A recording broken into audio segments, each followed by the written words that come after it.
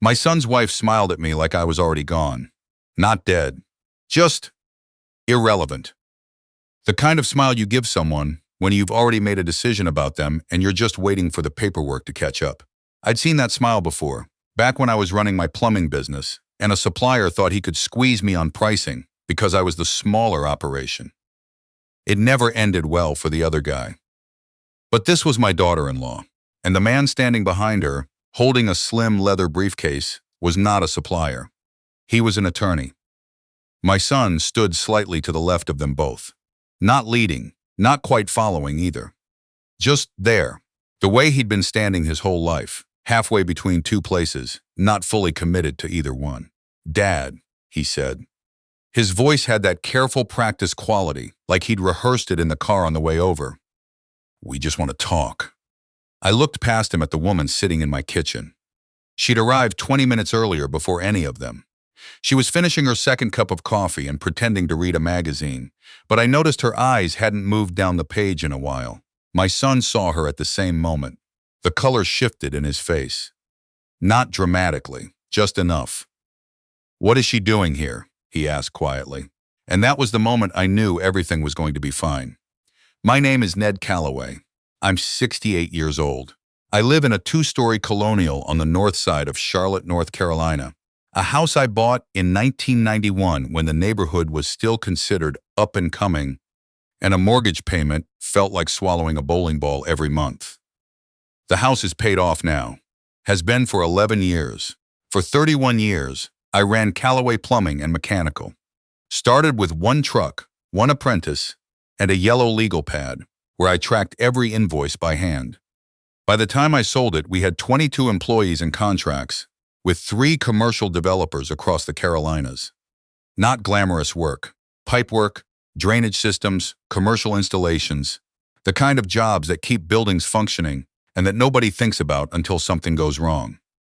I sold the business 3 years ago to a regional group out of Raleigh. Got a fair price. Not a headline price, a fair one. After the sale, I kept living the same way I always had. Same truck, a 2017 Chevy Silverado that runs clean. Same routine. Coffee at 6. Morning walk along the greenway near my house. Tuesdays at a hardware store called Braddock's on Providence Road, where I volunteer to help customers with home repair questions. The owner, a stubborn 70-year-old named Howard, lets me work the back corner near the plumbing aisle. Says I drive away more customers than I help. I think he likes having me there. I dress the same way after retirement as I did while working. Jeans. Work boots or clean sneakers depending on the weather. A collared shirt if I was going somewhere that required it. I drove a truck that had 80,000 miles on it. I ate at diners. I did not join a country club. I never had any interest in performing wealth for strangers. The problem, I'd learn later, was that someone who knew me better than a stranger had started watching. My son, Kevin, is 41. He works in commercial real estate, or at least he did, until about 18 months before any of this happened. Smart guy. He got his mother's focus and my stubbornness, which is either a gift or a character flaw depending on the day.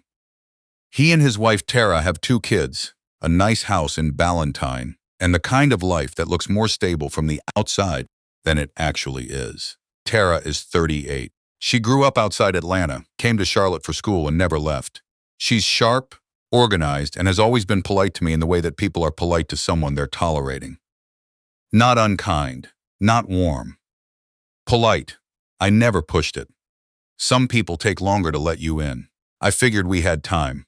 Kevin and I were close when he was younger, after his mother passed. She died of a stroke when Kevin was 27. It was sudden in a way that nothing prepares you for, even when you know in some abstract sense that people die. She was there on a Tuesday and gone on a Wednesday. I spent about 6 months after that, walking through my own life, like I was watching it on television from another room. Kevin and I leaned on each other through it. We had a lot of Tuesday dinners that year, a lot of drives that went nowhere in particular. But people build lives. That's what they're supposed to do. Kevin built his. He got busier. Tara got involved in everything, the kids, their social calendar, their neighborhood. And Kevin's schedule filled up accordingly. I understood that. I didn't take it personally, at least not at first. What I started to notice, slowly and then all at once, was the change in the quality of the contact. Kevin used to call just to talk. Then the calls became check-ins. Then the check-ins started containing questions, specific ones. How are you managing the property taxes on that house, Dad? Have you thought about whether you really need all that space? You sure you want to keep dealing with yard maintenance at your age? I answered them all straightforwardly. Because that's how I was raised, and because I had no reason yet to read into them. Then one Thursday in February, a buddy of mine from the old business days called me. His name is Ray Hutchins, retired general contractor, the kind of man who says exactly what he means and means exactly what he says. He asked how I was doing, and then after a pause that I recognized as the pause before something uncomfortable, he said, "Ned, I'm going to ask you something, and I need you not to be upset about the source before you hear me out." "Go ahead," I said. "Kevin's been telling people you're not doing well." I set down my coffee. "Define not doing well." "Memory stuff. Said you forgot a whole conversation you two had. Said you've been confused about bills. Said he's worried about you living alone." I looked out my back window. The yard was bare, February bare, all gray sticks and dead grass. A cardinal sat on the fence post like a drop of red paint. I had not forgotten any conversation. I was not confused about my bills. I had not given my son reason to believe any of that. But Ray was not a man who exaggerated. I thanked him, told him I'd look into it, hung up. And then I sat at my kitchen table for a long time, thinking about the last several phone calls I'd had with Kevin and trying to figure out when concern had started wearing a different kind of coat. The next week Kevin called, and his voice had that warmth again, the warmth that now felt rehearsed rather than real. He asked if I was eating well, sleeping well, whether I'd had my annual checkup. Then he said he and Tara had been talking and thought it might be a good idea to sit down together and get some things organized. He specifically used the phrase estate planning. He said it the way someone says routine maintenance, when they want you to think the car just needs an oil change. I said that sounded fine and suggested the following Saturday. The day after that call, I drove to Concord and knocked on a door I hadn't knocked on in 4 years. Her name is Sylvia Okafor. She's 64 years old, born in Enugu, Nigeria. Came to the United States for graduate school in 1984 and never went back. She was my head of operations for the last 14 years I ran the business. She knew every contract, every vendor, every number. She also has a law degree she never used professionally because she liked the operations side more. After she retired from my company, she moved to Concord to be near her daughter, and spent her time consulting, reading, and maintaining a garden that she described as aggressive therapy. When she opened the door and saw me standing there, she raised one eyebrow. "You only show up unannounced," she said, "when something has gone wrong or is about to." "The second one," I said. She made tea. I talked. She listened without interrupting, which is a rare skill, and then she asked 3 questions that I hadn't thought to ask myself, not because they were beyond me, but because when you're inside a situation, the obvious angles sometimes go invisible. By the time I left her house that evening, she had agreed to come to Charlotte the following Saturday. She also told me to get a lawyer of my own, independently, before that meeting, not to be adversarial, just to understand what I was looking at. She said, "Ned, documents are like pipes. They look simple until you see where they actually run." I called an attorney I knew, a man named Tom Brecker, who had handled my business incorporation 20 years earlier, and who I trusted precisely because he charged fairly and talked plainly. He reviewed the documents Kevin and Tara eventually brought, but that came later. First, there was Saturday. Kevin and Tara arrived at 11. The attorney, a younger man named Collins, who had the practiced ease of someone who does this kind of work regularly, came in just behind them. I had coffee waiting. I'd been up since 5. Old habits. Kevin came in first. He shook my hand, which struck me as slightly formal for a father and son on a Saturday morning, but I let it pass. Tara smiled that polite smile. Collins introduced himself. Then Kevin glanced into the living room and stopped walking. Sylvia was sitting in the wingback chair by the front window, the one that catches morning light, holding a mug and watching them come through the door with the patient expression of someone who has seen a great many things and is rarely surprised by any of them. Kevin blinked. "Dad, what is she doing here?" Sylvia set her mug down on the side table. "Good to see you too, Kevin." The room rearranged itself in some way I couldn't quite describe. Collins looked between all of us and went very still. Tara recovered first. "We didn't know you were in town, Sylvia." I didn't realize I needed to announce myself. Kevin looked at me. Something had shifted behind his eyes. Not anger yet. Assessment. I said, "Why don't we all sit down?" That meeting lasted 45 minutes. Collins walked through the documents politely. I listened, asked a few questions, and said at the end that I would need time to review everything with my own attorney before making any decisions. Kevin pushed back gently. Said these were standard documents. Said there was no reason to complicate it. I said I wasn't complicating it. I was being careful. There's a difference. Tara said nothing for the last 20 minutes. They left shortly after noon. When their car pulled out of the driveway, Sylvia looked at me and said, "How long have you known?" "About 2 weeks," I said. "And before that?" I thought about it honestly. I think I knew something was off for longer than that. I just didn't want to name it. She nodded. She understood that.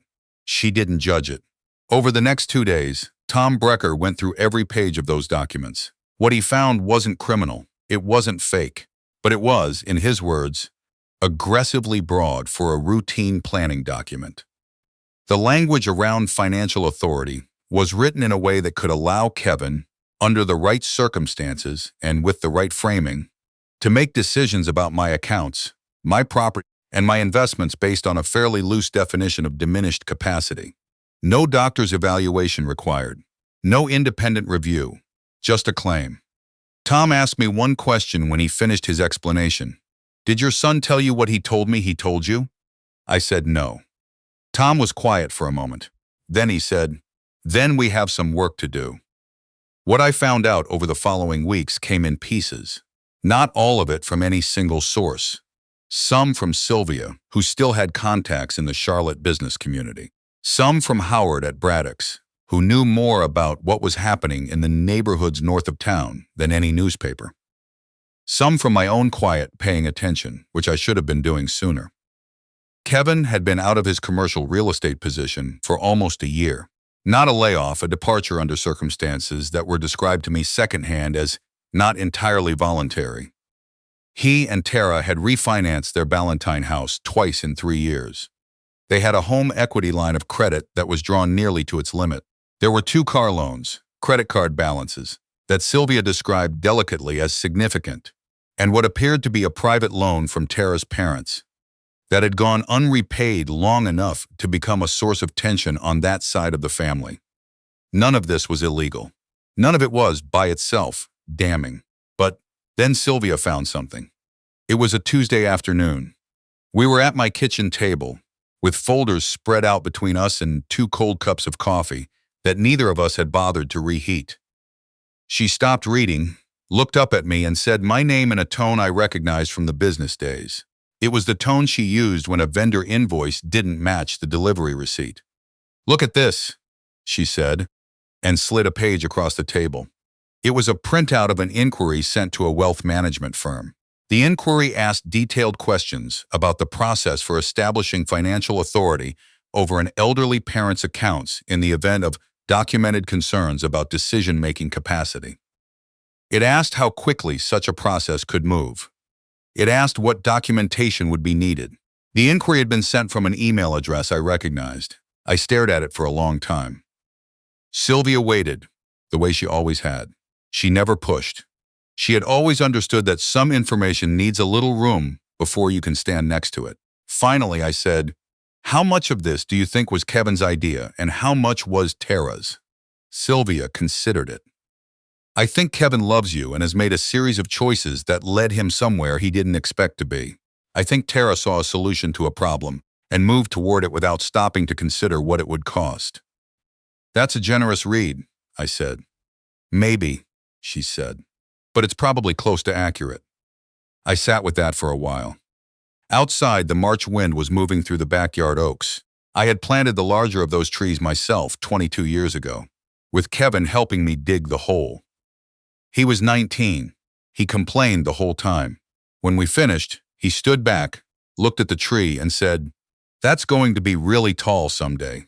He sounded proud of it, like we'd built something together. I remembered that day for no particular reason, except that the mind reaches for things when it's trying to hold on. 2 nights later, I didn't sleep. I got up at 2:30, went to the kitchen, made toast I didn't want, and stood at the counter eating it in the dark. On the refrigerator was a photo held up by a magnet I'd had for 20 years. Kevin at about age 10, standing in front of a go-kart at a track near Myrtle Beach. He was grinning that enormous grin he had as a kid, the one that took up his whole face. His mother had taken the picture. I stood there looking at that photo for a long time. And I'll tell you the honest truth, the part that doesn't make it into these stories when people talk about them afterward. I thought about just signing, just giving them what they wanted. Not because I thought it was right, not because I'd stopped seeing clearly, but because the alternative meant accepting a version of my son I didn't want to exist. And for one moment, in that dark kitchen, at 2:30 in the morning with cold toast and a photo from 1993, I would have given almost anything for it not to be true. That's what they don't tell you about protecting yourself from family. The legal part is the easy part. The grief is the hard part. I went back to bed. I didn't sleep much. But by morning, I knew what I was going to do. The first call I made was to Tom Brecker. We talked for an hour. The second call I made was to a financial advisor I had been working with for 3 years. A careful, methodical woman named Dr. Annette Osei, who had been recommending for a year that I look at structuring my estate more formally. I had procrastinated on it the way people procrastinate on things that require confronting mortality. I was not procrastinating anymore. Over the next 6 weeks, we moved, not in a dramatic movie way, methodically. The house went into an irrevocable trust. My financial accounts were restructured with clear beneficiary designations and oversight mechanisms that did not include Kevin or Tara in any controlling capacity. I updated my will. I designated Sylvia as my durable power of attorney for healthcare decisions, something I should have done years earlier. Tom drafted a letter outlining my legal and mental competency, co-signed by my physician, that was notarized and placed on file. I did not tell Kevin any of this was happening. I also planned a cookout. My neighborhood does an annual 4th of July block party on the cul-de-sac at the end of Henley Court. It's been going on since the early 90s. Same families, mostly. Kids who used to chase each other through sprinklers now have kids of their own chasing each other through sprinklers. Howard from Braddock's always comes and always brings coleslaw that nobody quite finishes but everyone compliments. My neighbor across the street, a retired Marine named August, handles the grill like it's a field operation. I invited Kevin and Tara, casually the way I always had. Just the annual party, come by around 3. They accepted without hesitation. That told me something. They still thought everything was on track. They still thought they were waiting on a signature. The day was perfect in the way that July days in Charlotte can occasionally be when the humidity decides to give you a break. Warm but bearable. There was a breeze. The smell of the grill came up around 4 o'clock and didn't quit. Kids ran in approximately 17 directions simultaneously. Sylvia arrived at 2:30. Kevin and Tara arrived at 3:15. I watched the moment Kevin saw Sylvia standing near the drink table talking to August's wife. It lasted maybe 2 seconds, a recalibration. He recovered quickly and came to say hello. Tara said hello with that polite smile. Sylvia was gracious in the way she always was, which is to say completely authentic and utterly impossible to read if you didn't know her. The afternoon moved. People ate. Howard told a story about a customer who tried to install a ceiling fan by watching a single YouTube video. August's youngest son, who is 9, threw a water balloon and hit a woman he'd never met from 4 houses down, and then stood there in absolute frozen horror. Normal things. Good things. By 6 o'clock, the food was mostly gone, and people were settling into that comfortable post-meal ease of a summer evening outdoors. I stood up. I didn't tap a glass dramatically. I just stood, and people who knew me turned to look, and gradually the conversations quieted. I thanked everyone for coming. I mentioned that I had some news to share and that I was grateful to have people I trusted around me when I shared it. Kevin's posture changed, subtle. I noticed. I talked for about 10 minutes. I didn't raise my voice. I didn't name call. I laid out, factually and clearly, what I had learned over the past several months. The memory concerns that had been shared with people in my community that I had not authorized. The documents and what Tom Brecker had found in them. The inquiry to the wealth management firm.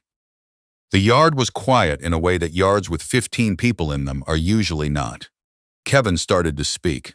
I let him. He said that it wasn't what it looked like, that he'd been worried about me, that Tara had just been trying to find information. I nodded. I said I understood that he might believe that. Then Tara said something she should not have said. Her voice was controlled, but tight. She said, "We were trying to protect the family's interests." August, who was standing 8 feet away, stopped moving. I looked at Tara. "I am the family's interests," I said. "My financial life is not a family interest. It's mine." The silence that followed was the specific silence of a thing that has been said and cannot be unsaid. Kevin turned to Tara. Something passed between them. Then he looked back at me, and for the first time in this whole long stretch of months, I saw my son's face without the layer of rehearsal over it. He looked young. He looked tired. He looked like a man who had let himself believe a story and had just watched it fall apart in a yard full of neighbors. "Dad," he said. His voice had lost the careful quality. "What have you done?" I said. "I protected myself. A beat." Then, "The house is in a trust. Has been for 2 months." Tara went very still. "My accounts are restructured. My will is updated." I paused. I also spoke with Tom Brecker about the inquiry to Ashford Wealth Management. Kevin closed his eyes for a brief moment.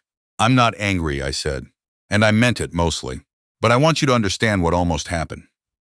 Tara set her plate down on the table behind her.